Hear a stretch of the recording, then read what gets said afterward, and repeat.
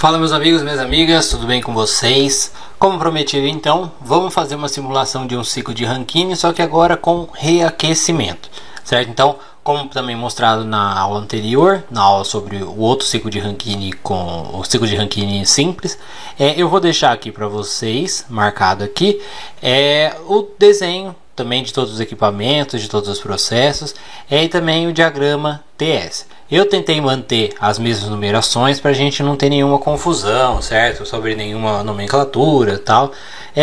Para ficar o mais simples possível aqui para vocês. Como eu já falei muita coisa aqui sobre o ciclo de Rankine simples e algumas formas de modelar aqui dentro do ES, então eu vou tentar ser um pouquinho mais direto nesse caso aqui, certo? Então, lembrando que a primeira coisa que a gente faz, nós vamos checar o formato para ver se tem alguma coisa errada, para que a gente já consiga não perder muito tempo. Então, eu tenho 39 equações, eu tenho 39 variáveis, não tem nenhum erro de sintaxe, certo? Então, para isso, para a gente está ótimo, certo? Eu quero mostrar aqui para vocês também uma forma da gente utilizar a função find. Então, eu vou querer aqui, então, determinar aonde que eu tenho a minha variável h3, por exemplo. Então eu vou procurar ela aqui. Então eu tenho ela aqui no meu primeiro passo. Eu tenho ela aqui no final, no cálculo dos meus calores.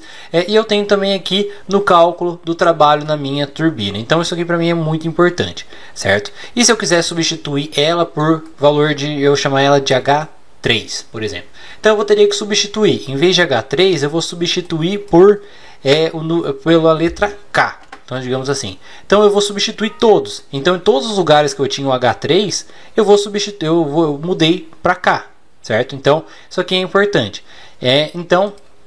Só que vamos substituir o que a gente fez, tá? Então, não vamos fazer isso não, senão vai ficar complicado aqui. E só para mostrar para vocês realmente como que a gente utiliza, certo? Então, é lá no ponto 3, tudo H3 aqui certinho. Então, beleza. Então vamos começar aqui a análise dentro do nosso ciclo de Rankine com reaquecimento. Então eu tenho o valor das pressões no ponto 3, no ponto 4 e no ponto 6. E eu tenho também a temperatura no ponto 3 e temperatura no ponto 5. Lembrando que o ponto 3 está relacionado com a primeira saída da caldeira, certo? Então lembrando que a gente faz aqui, a gente vai ter dois estágios dentro da caldeira. Então eu estou falando aqui o ponto 3 é a primeira saída da caldeira.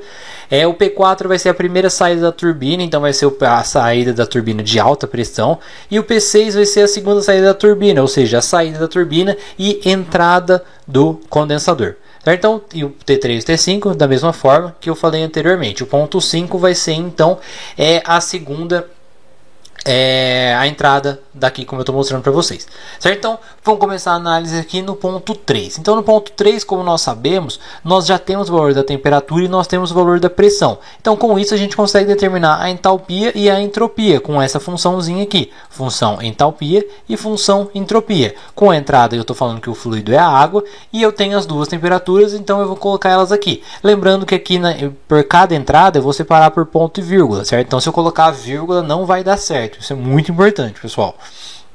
Certo?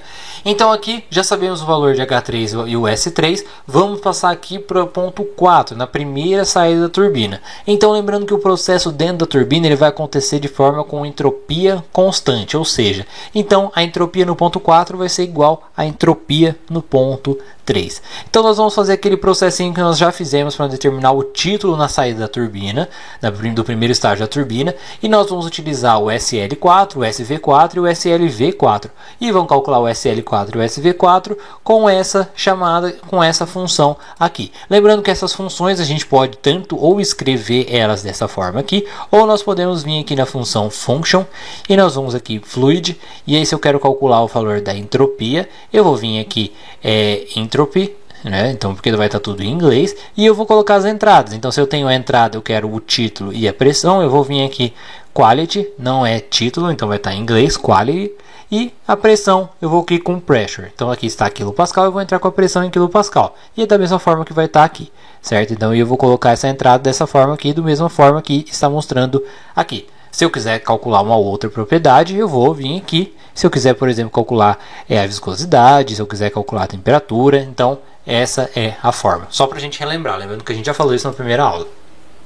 Então, vamos determinar aqui o título, e com esse título eu vou calcular o valor da entalpia com aquela mesma balança que a gente já fazia lá anteriormente. Então a gente calcularia tudo isso aqui, que a gente vai calcular o HL4, o HV4 e o HLV4, vai ser para determinar o valor da entalpia no ponto 4 com o título 4 aqui que a gente calculou aqui nesse primeiro passo do passo 2, do ponto 4 aqui, certo? Então vamos passar aqui para o ponto 5, que vai ser para a gente determinar os estados aqui na segunda saída da caldeira, ou seja, aquele processo que acontece a pressão constante, ou seja, a pressão no ponto 5 vai ser igual à pressão no ponto 4 que eu mostrei aqui para vocês, certo? Então, se a gente já sabe o valor da temperatura e a gente sabe o valor da pressão, ou seja, a temperatura vale 400 e a pressão vale 400 kPa, então eu consigo determinar o valor de H5 e de S5. Isso, hoje, pessoal, a gente pode calcular mesmo se for líquido comprimido, vapor superaquecido. A gente não precisa saber o estado de cada um desses pontos, a gente só precisa saber duas propriedades, no caso aqui, temperatura e pressão. A gente sabe o T5, sabe o P5, então a gente calcula entalpia e entropia no ponto 5. Então agora vamos lá para o ponto 6, lá na segunda saída da turbina. A gente sabe que na turbina o processo acontece de forma isoentrópica, então nós já sabíamos o valor de S5 que nós calculamos aqui anteriormente, então o S6 vai ser igual ao S5 e nós vamos fazer o mesmo processinho que nós fizemos aqui no ponto 4. Vamos achar o valor do título no ponto 6, com esse título nós vamos calcular o valor da entalpia no ponto 6, certo? E aí então vamos lá para o ponto 1, a gente sabe que na saída do condensador nós vamos ter título igual a zero, porque nós temos vapor, líquido saturado, e a gente sabe também que esse processo dentro do condensador acontece de forma a pressão constante, então por isso que o P1 vai ser igual ao P6. No início eu dei o valor do P6, que ele vai valer 10 kPa, então vamos aqui para a gente começar a calcular o que? Agora a gente vai para a saída da bomba. A gente sabe que na saída da bomba a gente vai ter aquele processinho diferente. A gente não consegue definir muito bem o estado na saída da turbina, na saída da bomba. Então a gente vai fazer aqui aquele processinho calculando como se fosse volume, o líquido incompressível. Então o volume na saída da bomba vai ser o mesmo da entrada. Então o trabalho da bomba vai ser o V1 que a gente determinou aqui na saída do condensador, vezes o P2 menos o P1, que são valores que a gente tem que o P2 é igual ao P3, certo? Então porque o processo dentro da caldeira acontece a pressão constante. Então a gente determina o trabalho da bomba, e com o trabalho da bomba e o balanço de energias a gente define o H2, porque a gente já sabe o H1 que foi determinado no passo do ponto 1.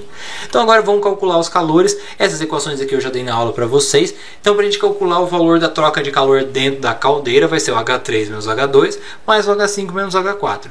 E o trabalho da turbina vai ser o H3 menos o H4 mais o H5 menos o H6. Todas as equações foram dadas na aula, certo? E o trabalho líquido vai ser o trabalho da turbina menos o trabalho da bomba, certo? Então, para a gente calcular o rendimento, nós vamos então fazer o trabalho líquido dividido pelo Q da caldeira. Então, com essas contas aqui, vamos calcular, vamos dar um solve.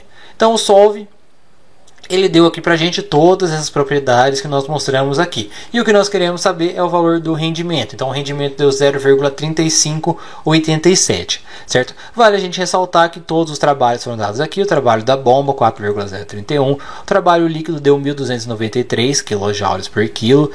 Os títulos deram títulos bem altos, assim como era os esperados. Então o título no ponto 4 deu 0,9751. O título no ponto 6 deu 0,9667, da mesma forma que na aula.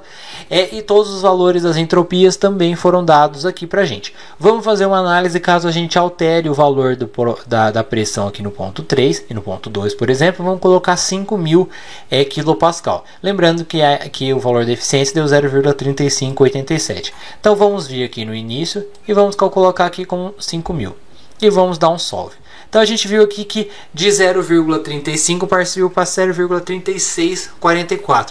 Percebendo então que o aumento dessa pressão faz realmente com que a gente tenha um aumento do rendimento do sistema. Certo, pessoal? Então era isso que eu queria mostrar aqui para vocês. É uma nova modelagem do ciclo de Rankine com reaquecimento, mostrando todas as aplicações das variáveis aqui dentro do ES e como é rápido e simples e fácil para a gente. Certo, pessoal? Nos vemos então na próxima aula.